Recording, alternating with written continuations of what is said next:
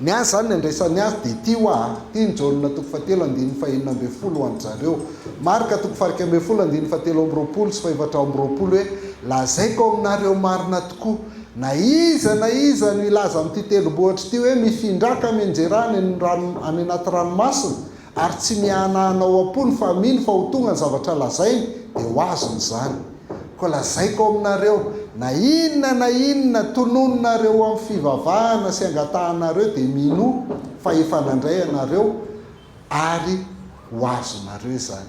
Misy teny miverimberina mipetraka be ato izay zava-dehibe ho andry zareo. Ny teny voalohany dia hoe milaza, ny teny faharoa dia hoe tononina, milaza amin'ity tondrombohitra ity, tononinareo amin'ny fivavahana, tononina. Fa miaraka amin'io teny io dia ny mino, io mangamanga io, ila mino dia averiny any, minoa fa efa nandray anareo. Vokatra izay rehetrarehetra izay dia averiny foana ho azony izany, ho azony izany, ho azonareo izany. Miteny mino tsy maintsy mahazo. Lalàna spirituel, loi spirituel izany, izay petraka foana mitovy amin'ny hoe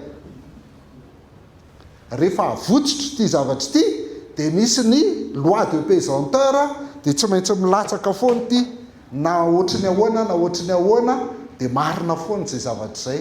Dia ohatr'izay koa io lalàna io, miteny mino mahazo zay. Vokatra izay dia reto ny fanaondry zareo, dia hitanareo any amin'ny tele any reto mahatonga andreo. Voalohany zany dia tonony, misy zavatra tiana ho azo, tonony.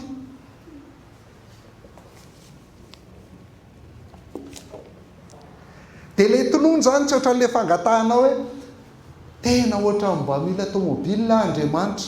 Zany koa ve dia vavaka e, fa aliany mivavaka ohatr'izany. Andriamanitra rainay tsara indrindra, rainay amin'ny anaran'i Jesosy. Tena mila tômôbila tompo fa mangataka tômôbila aminao amin'ny anaran'i Jesosy.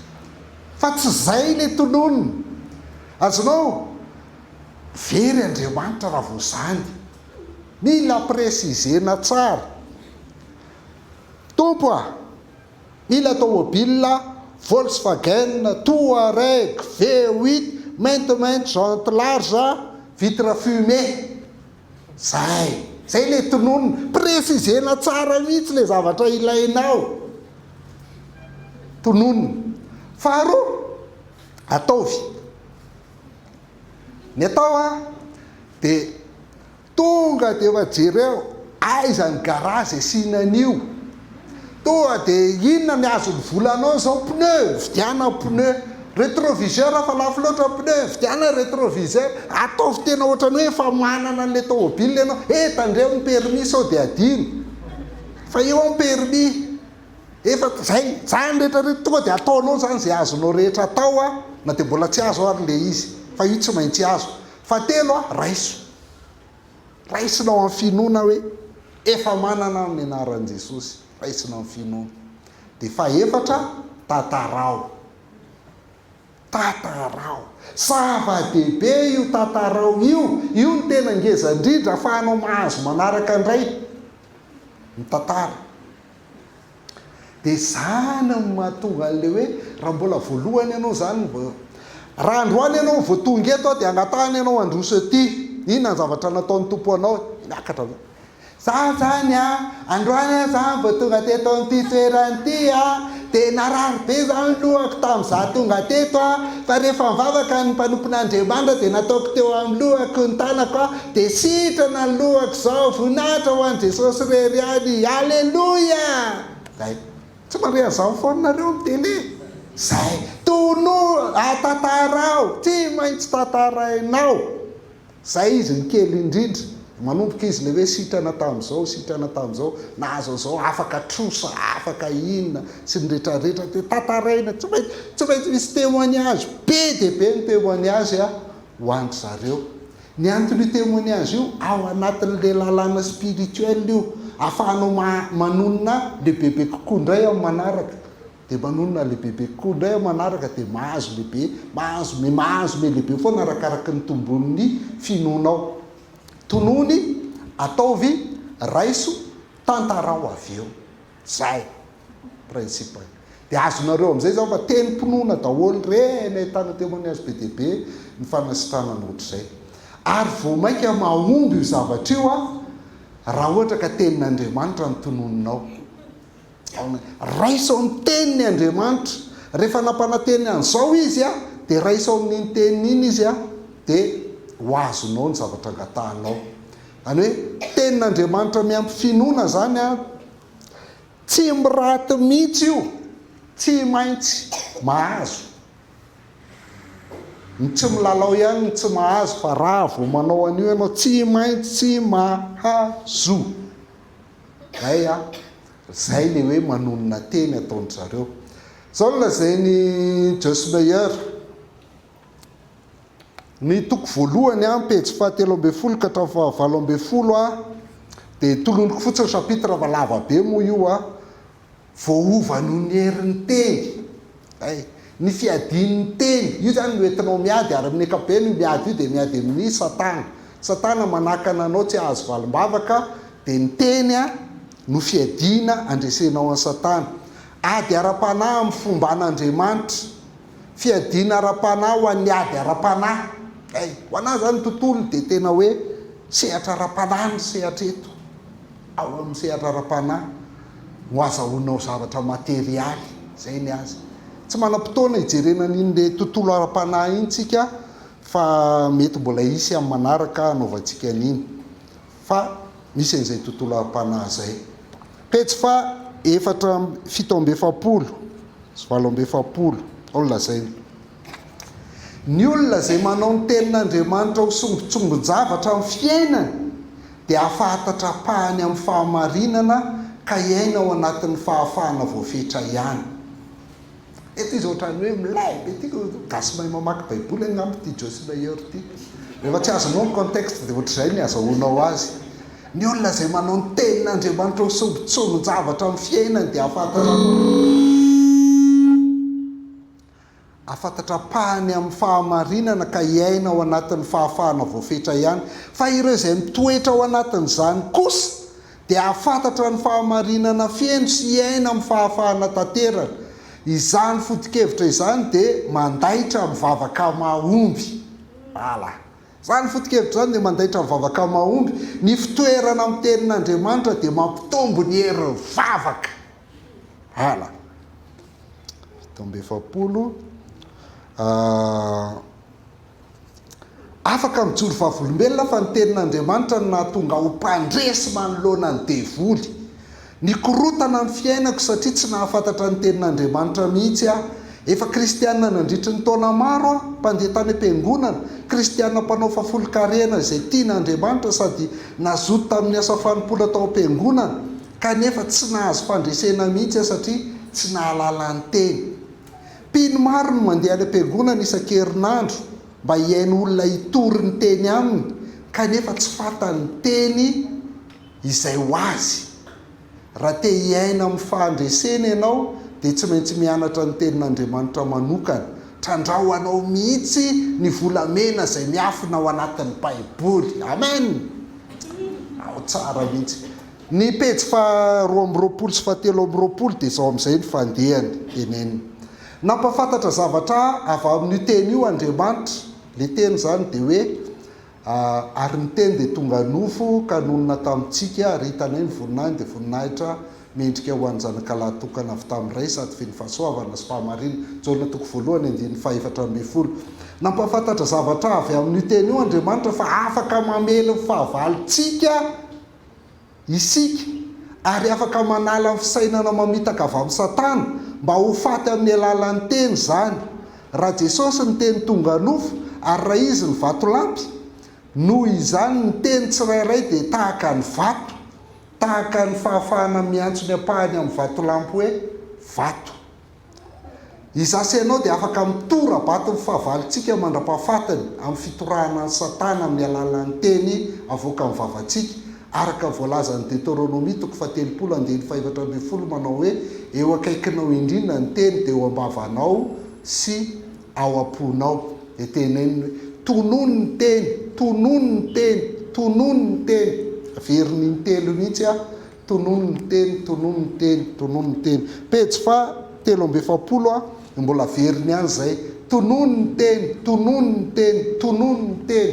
Zava-dehibe a, izay zavatra zay. 5 ny zava-dehibe indrindra mivavaka dia na inona karazany dia tokony ho fenona tenin'Andriamanitra zany mba hampahomby azy, ary atao amin'ny fahatokiana tanteraka fa Andriamanitra dia mitana ny teniny, mitana ny teniny Andriamanitra. Pejy 7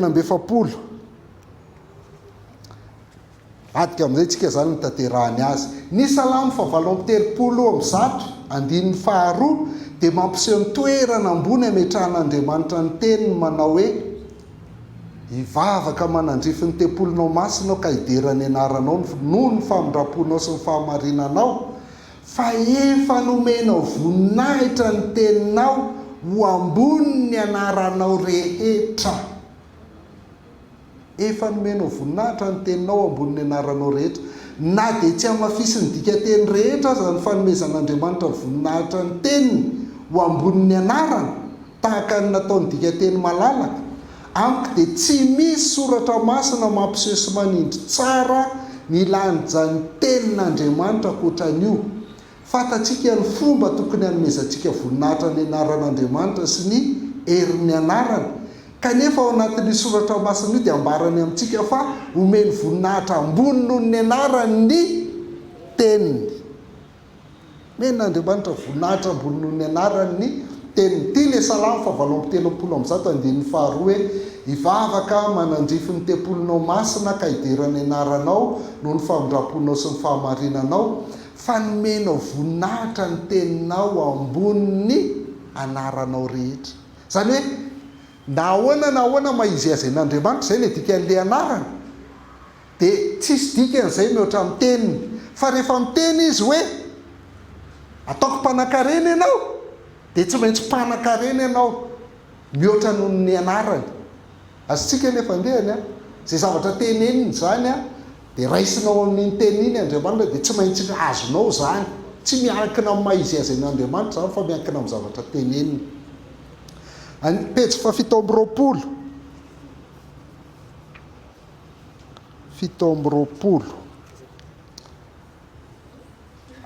Jaona voalohany 7:17 ny teny ataony zany hoe tahaka azy sika eo amin'izao tontolo izao. Raha mampiasa ny teny ny anarana ary ny ra Kristy amin'ny ady hatrehany any an-danitra, dia tokony hanao tahaka izany koa isika amin'ny aditsika ety an-tany.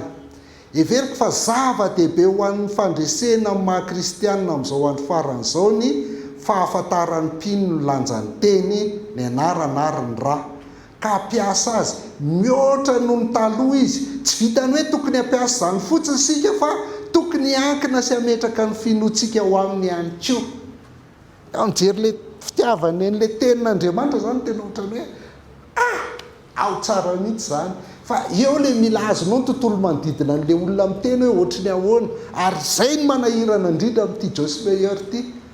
Zay mahavehivavy ny vehivavy ihany mahay manao an'izany a, dia ianao na dia tsy tia an'le vandravandra be reny ary a, dia tratra foana ianao amin'ny Josemeyer satria inona maharatsy an'izany e, ny teniny tokoa ny tena mila trandrahana sy mipetraka tsara. Misy an'ity hoe Kenneth Copeland ity, anankiray amin'ny Tenim-pinoana ihany koa zao ny lazainy Kenneth Copeland. Nanandratra ny teny ho ambony noho ny anarany Andriamanitra. Nanandratra ny teny ho ambony noho ny anarany Andriamanitra. Hitanareo fa rehefa mametraka ny tenin'Andriamanitra ho voalohany amin'ny fiainanareo ianareo, dia lasa fahefana faratampony amin'ny fiainanareo zany ka miteraka fahombiazana. Le fiainana fanatampony tsava, fa le fahombiazana eo ny tsy tovizantsika aminy. Le tsika fahombiazana amin'ny fahotana fa ny azy fahombiazana amin'ny zay angatahinao, zay vinao indrindra ara materialy zany. Zay a neny Kenneth Copeland. Izy koa izy tsy azo elany zany satria mandrakitra ny zava-mitranga rehetra ao amin'ny fiainana ny tenin'Andriamanitra, ny teny no fahefana farany indrindra. Io le mahatonga ny Sébastien Faty miteny hoe ny Tenim-pinoana dia evangelika koa satria zava-dehibe ny teny.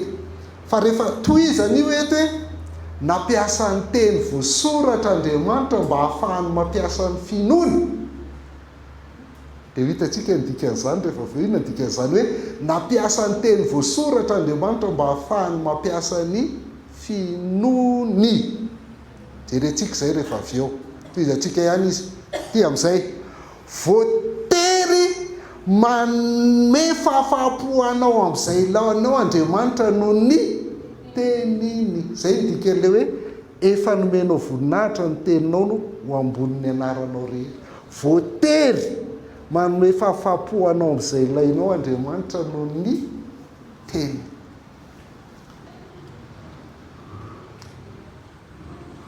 Amaly kely, valitsika kely ihany io alohan'ny anina, dia efa nilaza an'izay Jesosy hoe tsy milaza ohatran'io ny dikateny hafa ozy izy tsy ohatran'io ny lazainy dikateny hafa.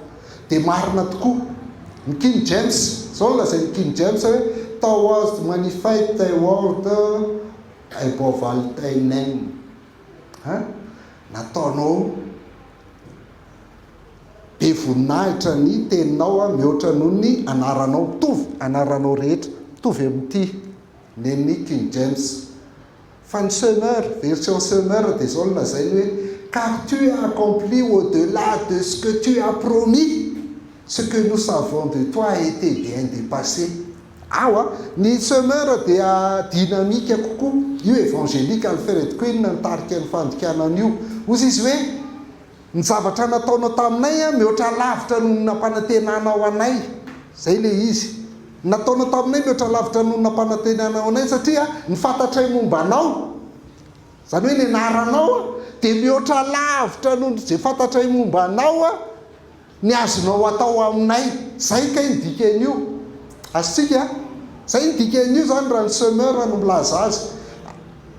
Version second. Car ta renommée s'est accrue par l'accomplissement de tes promesses. Zany hoe ny tombo kokoa ny lazanao, lazan'ny anaranao ny voamaika ny tombo noho ianao manatanteraka ny teny fikasanao. Zay ka ny dikan'le izy. Ka ny fanatanterahany tenin'Andriamanitra ny teny fikasany lehibe lavitra noho ny angatahantsika. Ianao matetika mangataka vola amin'Andriamanitra, fa tsy vola no men'Andriamanitra anao fa fiadanana. Tezitra be ianao hoe vola no nangatahako fa izy vola. Ka ianao na tsy manam-bola ary dia manam-piadanana, manana fifaliana, manana fitiavana. Tsy izany ve ny tsara? Ny antony andaniany olona vola, inona ny antony tadiavan'ny olona vola mandritra ny androm-piainana tsy azo fiadanana? Fa tsy mahita fiadanana izy amin'ny vola. Atao be dia be ny garde, atao be dia be ny anina, ny fanafody vidiana, hety sy rozy rehetrarehetra, tsy mahita fiadanana. Fiadanana ny tadiavan'ny olona, fa any amin'ny vola ny tadiavany azy. Andriamanitra afaka manome anao an'izany na tsisy vola. Zay le promesse n'Andriamanitra aminao, mihoatra noho izay eritreretanao azo atao. Ny version Colombe, second révisé ny Colombe, car tu as magnifié ta promesse au-delà de toute renommée. Tena hoe miariary ny atsara ny teny fikasanao mihoatra ny lazanao sy ny fahafantarananao rehetra. Zay le io Andriamanitra tsika io fa rehefa voafetra misy sary zay ihany hoe misy olona ozy izy farany mahantra kely satria tsy manana afa-tsy compte any amin'ny banque be dia be izy. Zay ihany ny anany vola be dia be any amin'ny compte any amin'ny banque dia mahantra be. Tsy manana tsy mananamana izy, tsy manatoromaso izy, tsy manam-piadanana izy, tsy manana fahasalamana izy, tsy manana inina izy. Compte any amin'ny banque be dia be ny ananany. Misy olona ohatra anahy tsy manana compte any amin'ny banque hatramin'izay herintaona teo amin'ny fiainako fotsiny nanana compte amin'ny banque. Tsy manana mihitsy, fa manam-piadanana. Lehibe lavitra noho izay fantatrao momba an'Andriamanitra zao Andriamanitra zao. Tsy resaka zavatra materiel. Raha valitsika izany dia zao hoe tena azo atao tokoa ny maka tenin'Andriamanitra mivavaka. Azo atao rehefa hivavaka ianao dia maka tenin'Andriamanitra ianao hanohananao azy. Fa tsy le tenin'Andriamanitra ny fomba hanetsehanao an'Andriamanitra na hoe hanerenao an'Andriamanitra hanome izay ilainao, tahaka ny lazainy Copeland teo.